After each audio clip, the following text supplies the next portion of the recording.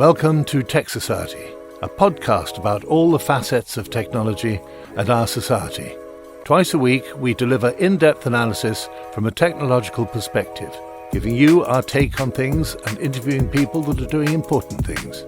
Now here's your hosts, Alex Dunmo and John Nguyen. Hey there, techies. Thanks for tuning in to another episode of Tech Society. Today we have the pleasure of interviewing Charlie Gunningham. Much revered in the startup community, Charlie is the founder of the online real estate business AussieHome.com, which he ran for 10 years before being acquired by Rewa. Charlie then went on to become Business News CEO and led their digital transformation strategy.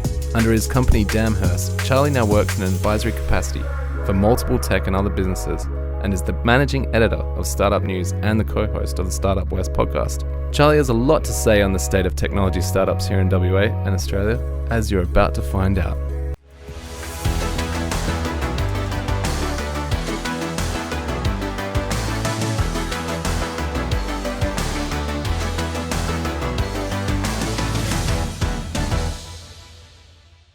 So, who is Charlie Gunningham and what does he do?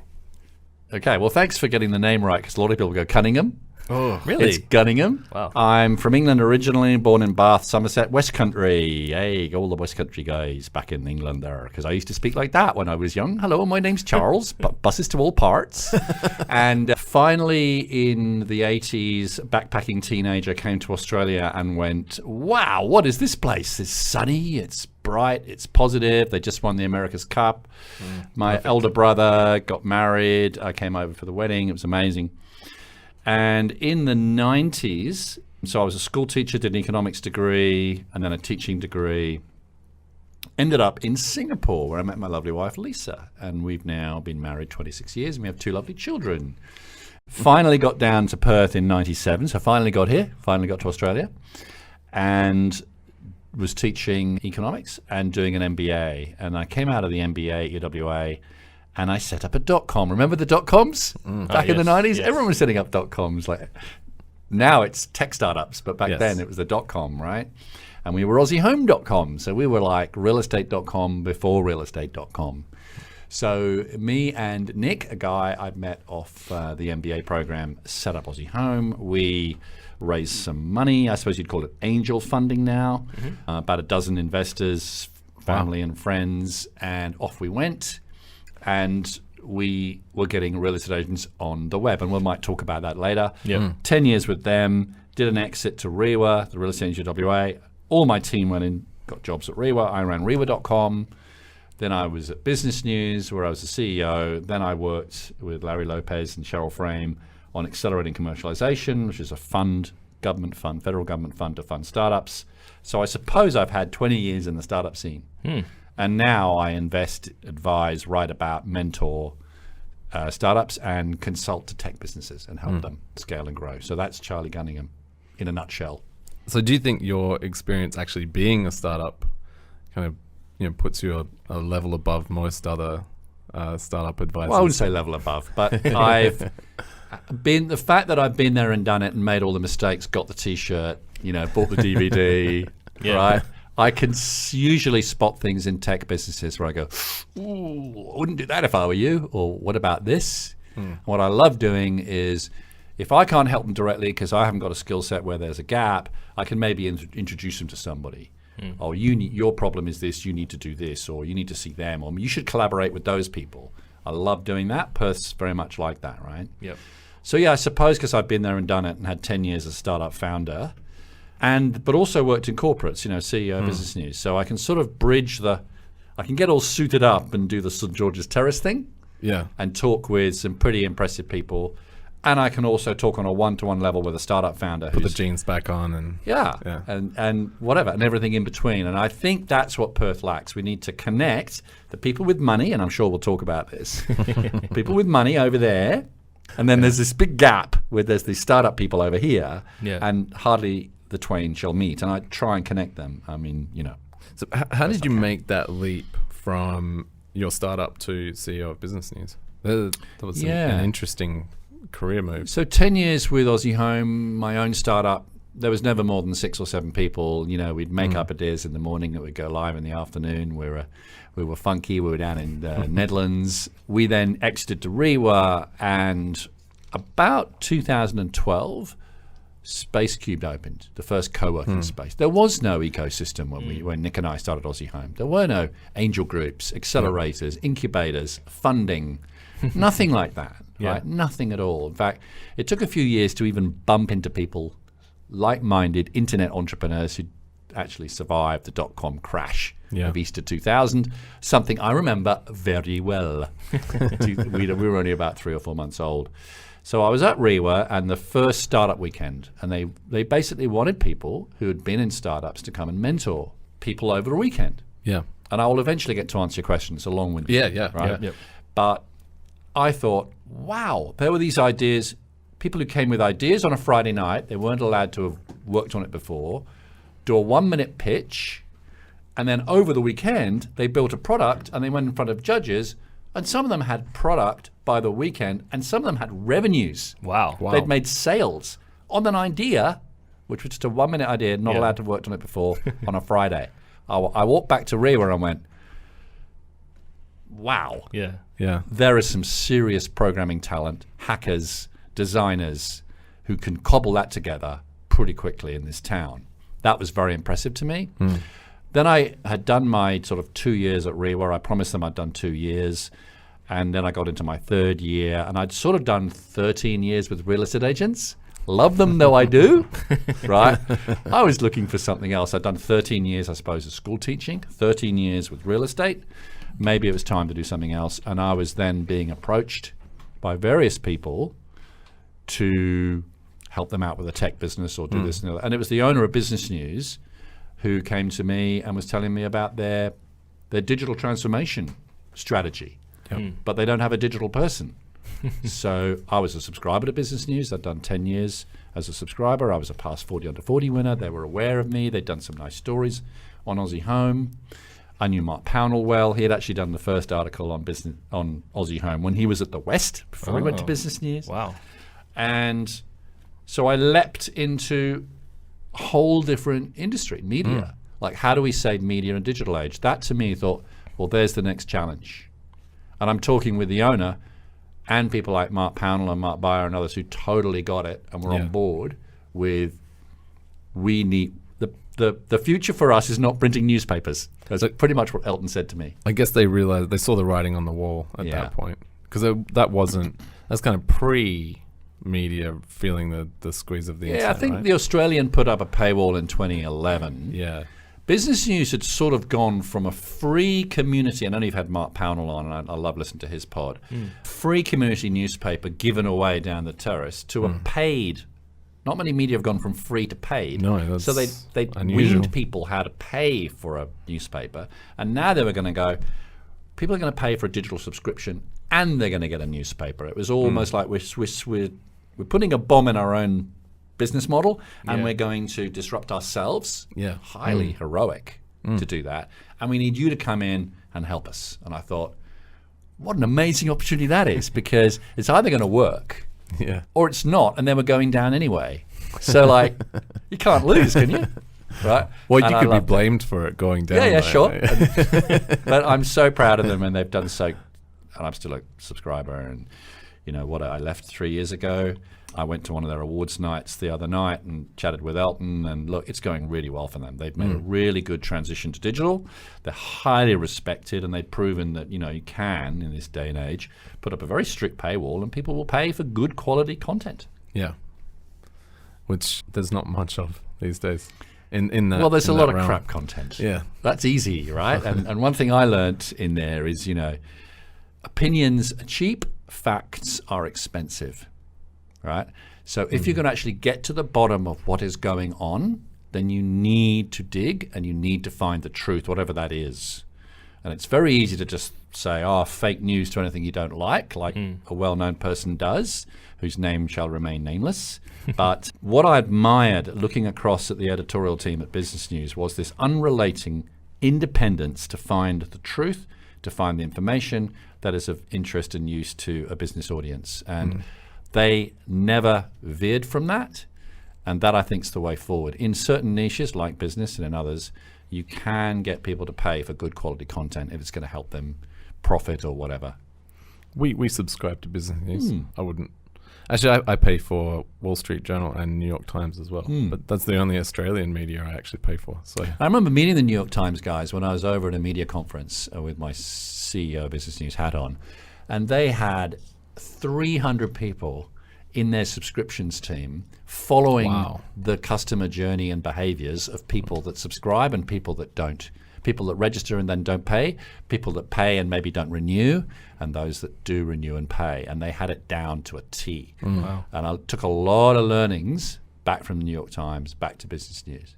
And that's when I left Business News, and I'm sure they won't mind me saying this, it's something I'm very proud of, and they should be too, that the highest income was subscriptions, bigger than advertising. Now, when I got there in 2013, I can tell you that advertising was 4 times the size of subscriptions.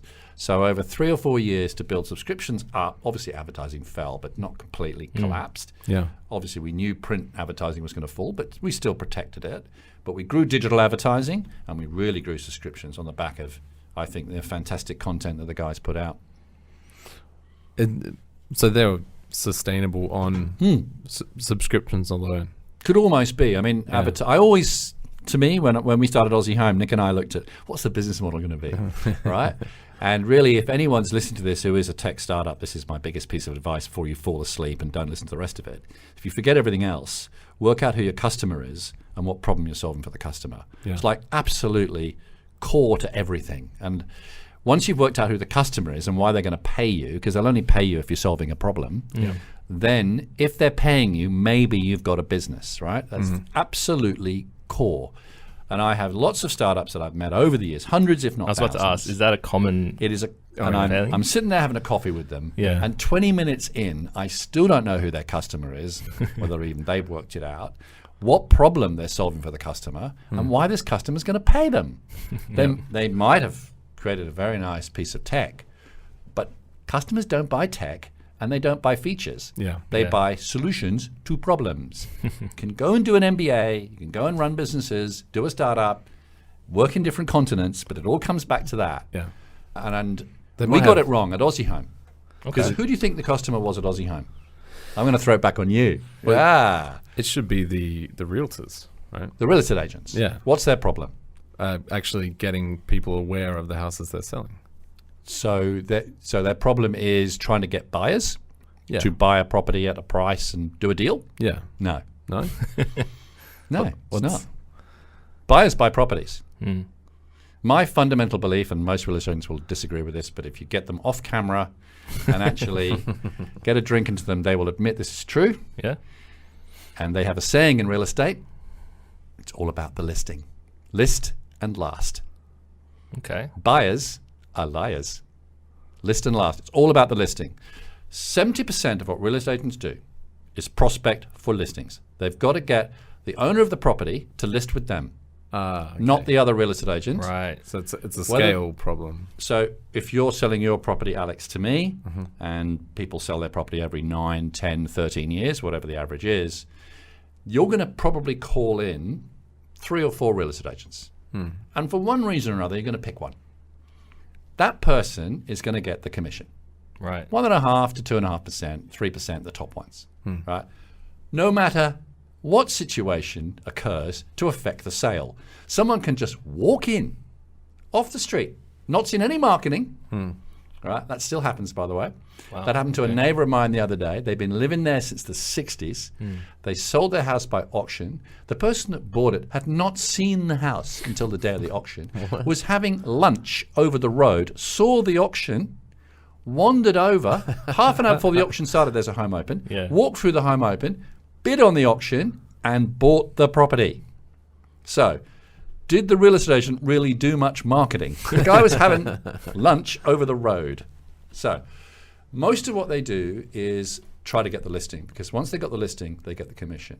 Once you get the property, say, John, you have an investment property and you're going to give it to me as a real estate agent. You give it to me, it's a zero-sum game. I'm now getting a percentage of the rent on that property in perpetuity if I look after you and all your other properties you own, right?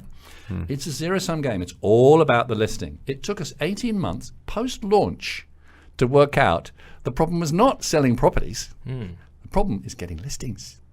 List and last. So I made the mistake. As I say, I made all the mistakes, got the badge. Yeah. So Got a t-shirt. how did you pivot to capture that? When Nick and I realized it was all about the listing, I went, it's all about the listing. That explains so much. Look at their advertising. Yeah. How much of the advertising is about the property? Hardly any. It's all about them, their brand, their photo, their phone number, their email, them. I'm the top agent. I've done this. I sell this.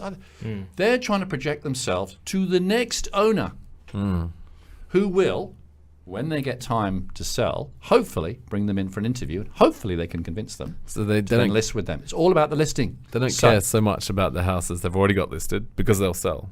They will sell. It's They of course purely care about- about them, of Yeah, course. of course. Yeah, but if I you know, price but and present it correctly, it'll sell. It'll sell, yeah. Whether the market is hot, whether the market is not, there's nothing you can do about it. Yeah. But if you price and present it correctly to the market, it should sell. Right? Yeah. It's all about getting enough good quality listings. Because if you get the listing, then that guy down there doesn't get it, and you've got the commission, no matter how it sells. So you had to pivot to kind of appeal to their vanity. Give them listing tools. Yeah. How can I give them listing tools? So within 6 months of Aussie Home, or a year of Aussie Home existing and getting through the tough year of 2000, we introduced websites. Not in our original business plan. We did, wait for it, a magazine. Would you believe it? We were supposed to be anti-print. We did a magazine. Great listing tool. List with me and you can be in this magazine. We allowed them to be in a magazine because all their listings are on our site anyway. Yeah. We could press a button and literally lay it out. We had to work out how to go from database into InDesign software, which we can then give to a printer. Yeah. And then they would hand it out at home opens. And then they would use it as a listing tool. List with me and you can be in the magazine. That's also Right? great advertising for Aussie Home, though. Yeah, So, absolutely. perfect. List with me, we've got this really funky website. Yeah. Right? After a while, we've got hundreds and hundreds of them, all with their website on Aussie Home. Now, if they were to leave us, they're going to have to get that site recoded somewhere else. It's on our database. So by entering into their site, it goes on our site automatically. They can also be in the magazine if they like. We had photo, floor plan, person who would run around doing photos and floor plans, photo shoots for them. Oh, cool. We would then later, when realestate.com got here in 2003, they didn't have boots on the ground in 2003. Domain didn't come 2005. We did deals with them such that you could feed to realestate.com, feed to Domain, and later Nice. Rewa without leaving us. And we earned fees off Rewa, Domain, and realestate.com for feeding to them. So they didn't actually disrupt your business. You used them That as... was our pivot. Wow. Yeah. Because if we'd said, no, we're the portal, go away, Yeah. right? We're going to... Our business was not being the front-end portal. Our business was being the back-end Making their lives content management easier. system, CMS. Yeah. Yeah. Basically, we were a content management system for real estate. That's brilliant. And eventually, we had this whole area, the western suburbs, around the river, Freo, Mount Lawley, around the city. Pretty much 85% of that was on AussieHome.com, and rarely anywhere else unless they were feeding from us. So we hosted the sites of the agents, so we rarely lost any agents. I mean, there's no way to lose with that, because even if Aussie Home doesn't get a lot of traffic from buyers, they're going to Didn't really matter. realestate.com.au, which all your data's going to anyway. So Yeah. that makes So a lot of sense. Nick and I saw three business models, right? Advertising, we thought, well, Yeah. I don't think that's going to work. You have to light up your website like You need a lot of traffic. like Yahoo was back then, you know, like Yeah.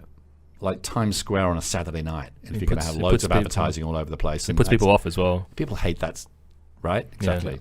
Or we sell e-commerce. Well, are we actually going to sell houses online and earn a commission? It's not even happening now, and this is 20 years ago. So really we thought, right, subscriptions. Okay, who's going to subscribe? Real estate agents. And eventually we found out what their problem was. But Nick and I had actually built the site for home buyers and renters, because that's how we'd come from. Yeah. We'd come from the 90s, right, where you had to wait for the paper on the weekend, classified ads. Painful. Most of the ads didn't have the price or all the address of the property in. You had to ring up the real estate agent for that. You had to charge around the home opens week after week after week. Lisa and I went week after week after week. Oh, I forgot all about the first place I moved into was like that. There's got to be a better solution. Yeah. And then Nick and I got talking on the MBA, then we graduated, and I was actually back teaching full time, and we sort of treated it, the Aussie Home story was really from sort of Easter 99 through to the end of 99, was treating it like an MBA project.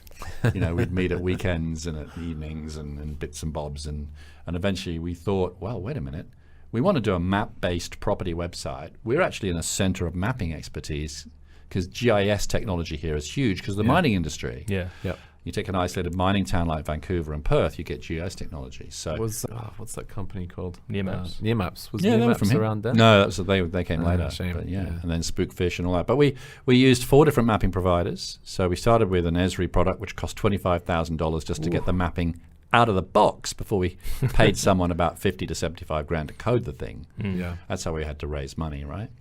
That's something we find a lot. There's people coming in, startups pitching their ideas to us, and they don't have. They just don't have a monetization strategy at all. Yeah. So often I see really cool ideas, really cool tech, but I struggle to see who will actually pay for it. Right. Is that something you see a lot? All the time. Yeah. So not only a customer, they've got to see a customer with a problem, preferably a big global problem, that you can solve elegantly with technology, and those customers will pay to have that problem solved. A sort of problem that wakes them up at 2 a.m. going, who will solve this problem? Right? Yeah. That's what you're looking for. So the startups that are successful at its core, actually not just startups, businesses that are successful, have that at its core. They have worked out the customer problem, and they know who their customer is, and the customer merrily pays the company to solve them that problem. One of the cool Full stop. That's it. One of the cool tips I saw recently was to check Google Trends for why is X hard, and there's money in why is X hard. I'm still of the opinion though that pretty much every problem in the world, someone has tried to solve it already. At varying levels of execution. You sound that like guy in the patent office 100 years ago. It's already been done. Everything that has been invented has already been invented. It's funny because I 4 often kilobytes are enough for anybody. Yeah.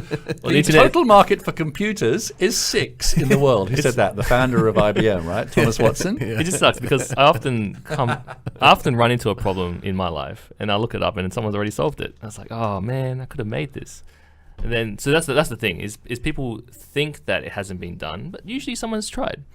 At varying levels of execution. Yeah, I wouldn't let that stop someone or myself. Oh, it wouldn't stop me. Yeah. I think that's a really good point, is what a lot of entrepreneurs don't do, because they then experience this problem themselves, assume that no one's solved it, go out and build something without doing a proper competitive landscape first is probably one of the things.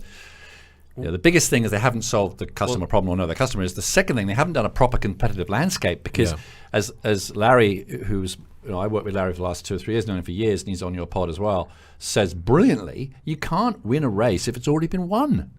You can't. Actually, if you're too late, you're too late. If you're too early, it's tough. But if you're too late, it's too late. In some areas, I dispute that because you can come in with a better. One of the classic examples for me is the CRM. It's a massive market. There's tons of big players, but I would argue that none of them are any good. So that's a great market. It's a huge market, a lot of potential, and I think the amount of churn in that market is large. So I wouldn't be dissuaded that there's other CRMs. You can totally do it different, do it better. Yep.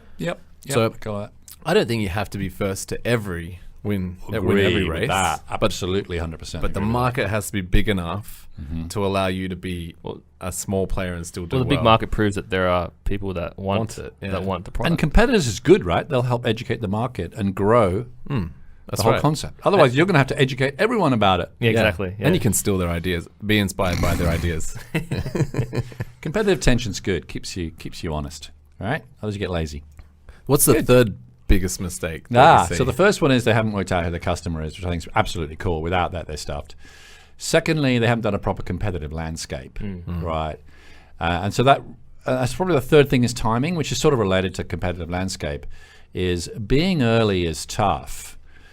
being late, you're stuffed, right? Late, I said done. What you're trying to do is not innovative, not really changing the market, and it's already been done. Reinventing the wheel. But you've fallen in love with your product, like the entrepreneurs do too often, not with their customer problem, right? We see that too. Yes. And off they go, spending money. And I suppose that the whole series of problems related to that, which is a fool and their money are easily parted. Says I've seen people raise money, and I go, how did they raise money? And they just spend it, and it gives them some sort of runway, but they're never going to get there because they've never sorted out customer problem and everything else. Yep. Founder issues.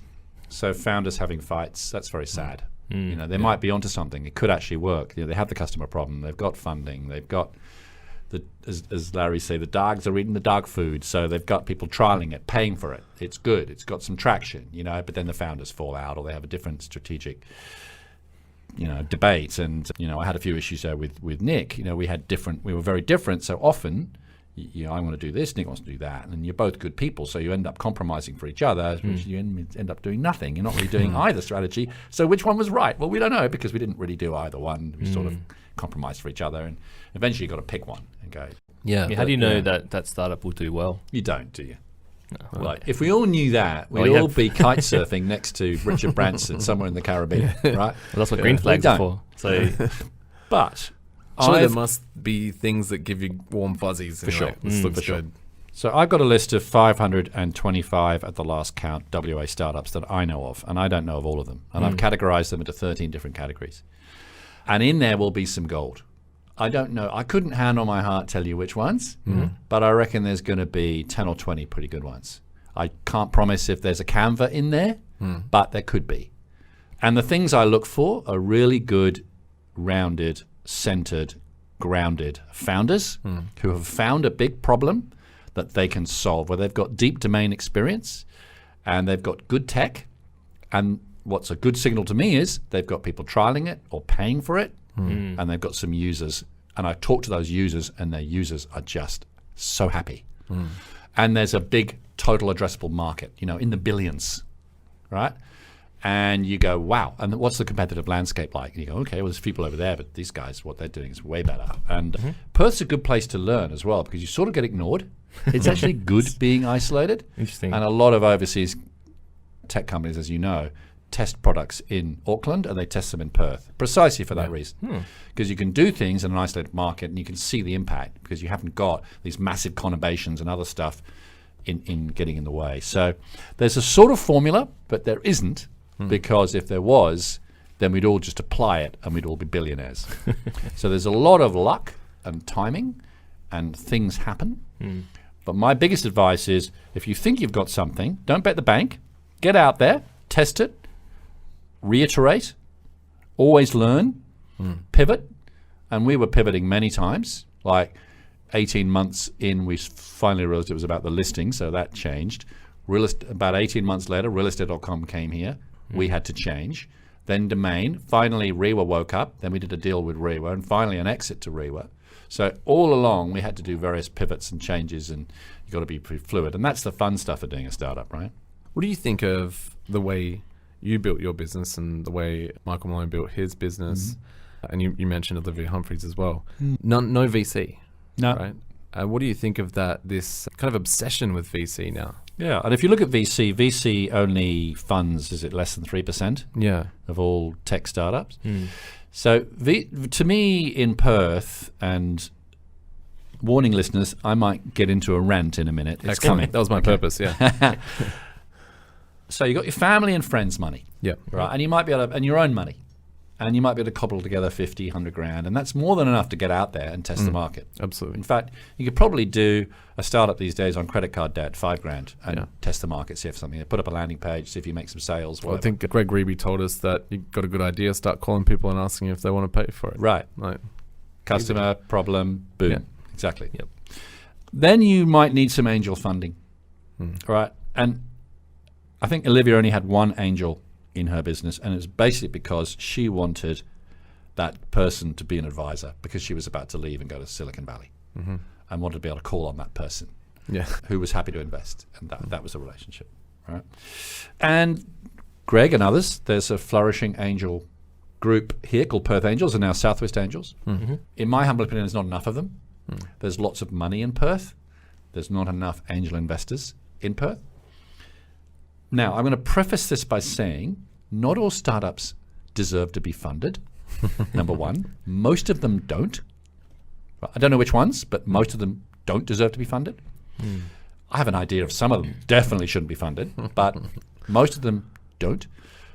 Most of them shouldn't be funded because they don't. They should actually be not raising money. They should be focusing on the customer and trying to get the customer to fund them. That is, I agree with Larry 100%. That is the best way to be funded. Yeah. So I'm going to preface all what I say by that as my disclaimer. Most shouldn't be funded. Most, because they're not good. Most of them should try and get, or if not all of them, should try and get funding from customers. Yeah. But in some cases, like Canva, the rocket ship needs to be built before you launch it. You just need a bit more to go after the big opportunity, right? So in some cases, global scale plays like that. or you've spent your $5,000 credit card debt, or your 50 to 100 grand from your rich uncle, or whatever it is, and you've cobbled together some money, and you've got it to a scale where you need an injection to really go and open in Brisbane or scale it into the US or whatever, and that just takes money. And to do that, you might need some angel money. And then there's this big gap because there aren't really venture capital in Perth. And even though you can go and get VC money in the East, you know, RoboRigger got $5 million out of Blackbird this year. When you look at all the deals done this year and the total amount of deals in, let's say, calendar year 2020, you know, Picture Wealth raised 12 million. RoboRigger did 5 million, so there's 17 million. But the total number of deals, as recorded by Tech Board, which is what they do, they go out and look at all these deals, and they don't claim to maybe get all the deals, but they get most of them. They do a good job, yeah. The total amount of deals is 25 million. Now, if 17 of that went to 2, there's only 8 million left for everybody else, and I've got a list of 525, and I don't know all of them. Yeah. So Greg and Tracy and Rav and everyone at Perth Angels, God bless you, but there's only probably about 20 active investors there. Yep. Most of them have done 5 or 7 investments. They're tapped out. Can't keep doing it forever. It's high risk investment, right? So Yeah. And they've got to also, they can't be working with 37 different startups, you know, meaningfully. You're not just giving money, you're giving time, advice, helping them out. Yeah. They can probably only work with 5 or 7 at a time, right? And I've done 2, and that's all I can do for now. So we just need more angel investors. I think there's a big gap there, and there isn't really a VC community in Perth. There's Better Labs, which is great that Derek got RAC to put in 3 million, and now it's become a 23 million. Yeah. And they've done their first follow-on fund, which is great. Suzanne Dodds from Complete Home Filtration. She's great. That's one fund. I think there is definitely, and I know that some people listening to this will disagree, and some people who've been on your podcast will disagree, but I think there's definitely room for at least one more $25 million fund that looks at early stage, doesn't have to be zero revenue, but early stage, scalable tech businesses in Perth. Yeah. Before we continue this podcast, here's a message from our sponsor. We believe that you can create art and beauty with technology. We think big. We move quietly. We are Ninja Software.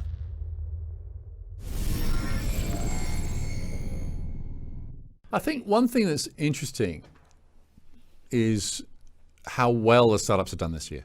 I think that's amazing. It's just going to get better, right? Do you think the pandemic has actually increased the amount of tech I think investment? for some in it Perth? has. I was amazed. So in March, when the pandemic hit, you know, we suddenly realized how really serious it was. I was still working with the federal government, and we were told to go and ring everybody we'd given money to, obviously.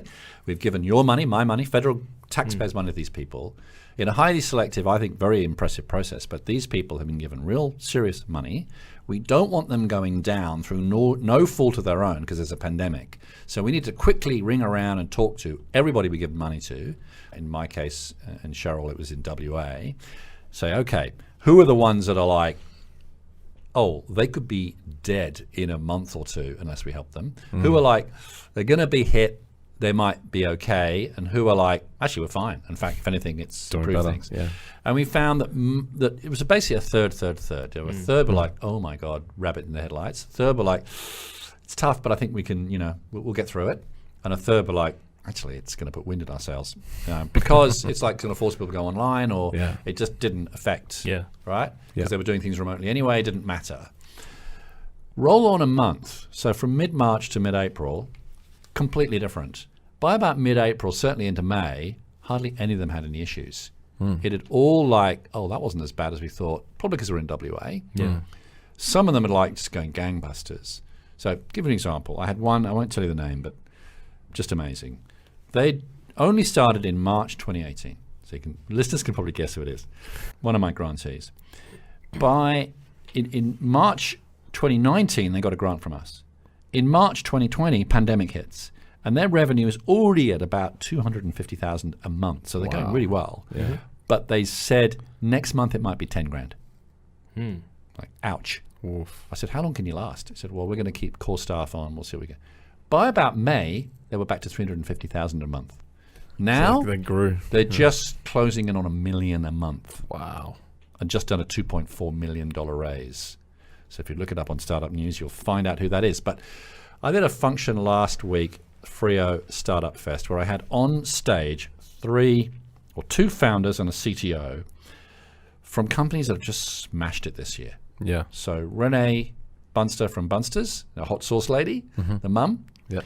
She raised $2 million in equity crowdfunding, had a baby, and her revenues have doubled, right, this year. Yep. Dan Javeski, WeMoney. It's his second fintech. He didn't even get to launch it. He was trying to raise $2 million, closed the $2 million, has now launched, and has got like 16 or 20 staff or something. And so he did a $2 million raise during the pandemic, Wow. right? Yeah. And by the way, so did Renee, $2 million equity crowd fund raise, and create a new product, chili vodka, as well as the Oh, sauce, cool. Yeah. right? And then there's Matt James, the CTO of Virtual Gaming Worlds. Their revenue doubled to $780 million. $780 million. Hardly anyone has heard of them. Most of the revenues in the US. And a $70 million profit. Yeah. And I had them on stage deliberately to go, look at these guys. Yeah. WA founded startups smashing it. Still here. And still I am building it so here. impressed. Yeah. So impressed. And there's loads more in the audience. Yeah. We did something called a pitch frenzy where anyone could get up for 30 seconds. I didn't know if it was going to work. That's cool. Anyone get up for 30 seconds, 30 pitch seconds. anything. Yeah. There's not much time. Their startup, a good idea, Yeah. peace and love, or whatever. And there was weird stuff, right? Yeah. We had in 20 minutes, maybe 40 people go across the stage. Startups I hadn't even heard of. It's just an exciting sector. And maybe I'll leave you with this thought, guys. What world and what economy are we sort of sleepwalking into when we have a lot of well-backed foreign tech companies white-anting and eating up whole industries? Already, digital marketing is 90% going to Facebook and Google. Yeah. Look what it's done to media, right? Hence the change in laws recently. Airbnb, Netflix. These companies have got a lot of money, billions of dollars. They Yep. don't employ many people. They don't pay much tax. What are we doing? And they're taking Where the are money the out of our country. And I use them all. I'm a sucker for Yeah, them. me too. Spotify, I use them all. Yep. Love them. Yep. Uber, right? Can't afford a Tesla, but if I did, probably would, right? I mean, use them all. I'm sucked in. But where are the Australian tech companies? And where are the West Australian tech companies? To me, we can't just sit back and think it's just going to happen. No. Markets, I love markets, but markets fail. They're not perfect. They need a bit of help. And I think people could have some fun. Invest in them. Not all your money, but at the moment, $8 billion is invested in WA companies. 25 million went to early stage. That's 0.3%. 0.3% goes to early stage tech. What are we doing? That's not enough. If we just made it 1%, that would be a tripling. So that's why I say there should be another $25 million fund. Let's push it up to 1%. 99% can be on everything else. Just give these guys a chance, the best ones. Let's fund them. Let's give them a bit of runway. Let's give them a bit of rocket fuel, Yeah. right? Any sophisticated investors that are listening to this, what's your advice? Where do they go for the next step? Well, I think they need to go down to the Perth Angels, so perthangels.com. I think they need to get involved in this tech community, startupnews.com.au. Good place to start, right? Listen to Startup West podcast. Get involved in the community. Talk to people. Go and talk to Brodie McCulloch. Go and talk to Derek Gerard at Plus8. Get involved. Andrew Larson, Larry Lopez. Go and talk to these people in the community. Cheryl Frame, great people doing great stuff in the community. You do it from the love of it, right? Fantastic people. Rob Nathan, what he's doing. Patrick Green, I'm sorry for all the people I've now not named. There's loads of you doing great things in the community. Chandra and Carly down at Space Cube, all these people doing great stuff, right? Get involved, get connected, have some fun, give back. It's part philanthropy. Go and fund a startup, have some fun. At least you can boast to it with your friends at the barbecue this summer. Why not? Yeah, absolutely. It's not very expensive to do so. 5-10 grand can get you started. Claim an ESIC on it. Get 20% back as a tax deduction. Why not? Get involved. Yeah? Yeah. Beautiful. All right. Beautiful. Have we solved it all? Yeah. We solved the We have. problems. Yeah, we have. Awesome. So one last question, whimsical question, which I'm sure you're prepared for if you've actually listened to one episode all the way to the end. I'm sure you're familiar with wrestling, MMA. The fighters come out, the lights go down, the smoke machine starts, and their intro music plays. What is Charlie Gunningham's intro music? Probably New Kid in Town by the Eagles. Nice. Love that song. Excellent. It's so well written. It's so clever. Good And I love answer. the Eagles. Perfect. I never thought I'd see them, and I see them 3 times in Perth. Great.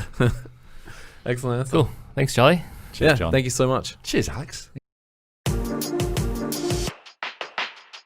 You've made it to the end of another episode of Tech Society. Well, that was a great episode. I hope you enjoyed that as much as we enjoyed making it. Make sure you hit us up on Twitter @Tech Society, head over to the website, subscribe to the newsletter. On this day in tech history, January 22nd in 1984, Apple Computer broadcast their now famous 1984 commercial introducing the Macintosh during the third quarter of Super Bowl 18. It was the first and last time the ad was truly broadcast. Have a great weekend, everybody.